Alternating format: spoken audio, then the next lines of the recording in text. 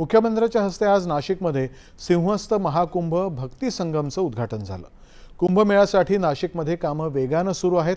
एकाच वेळी मोठ्या प्रमाणात कामं सुरू असल्यामुळे नागरिकांना याचा त्रास सहन करावा लागतोय। मात्र ही कामं पूर्ण झाल्यानंतर नाशिकचा चेहरा मोहराच बदललेला असेल असा विश्वास मुख्यमंत्र्यांनी पत्रकारांशी बोलताना व्यक्त केला।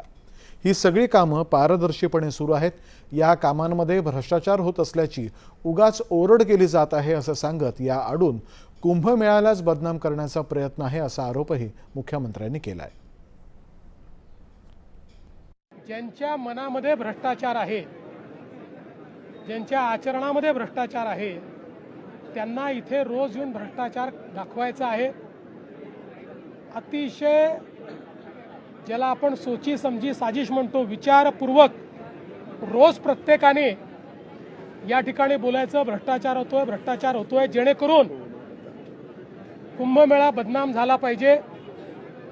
एक प्रकारची स्ट्रॅटेजी आहे। जसं राम मंदिरामध्ये जी काही घटना घडली त्यानंतर एक कोऑर्डिनेटेड जणू काही सगळे पैसेच चोरीला गेले, 1800 कोटी रुपयापर्यंत पोहोचून गेले।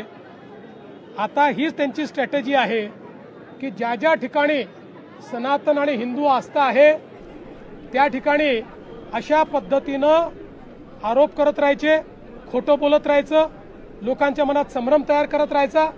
पण त्यांनी किती संभ्रम तयार करायचा प्रयत्न केला तरी देखील ये पब्लिक है, ये सब जानती है। बारामतीचं जिल्हा क्रीडा संकुल हे युवा खेळाडूंना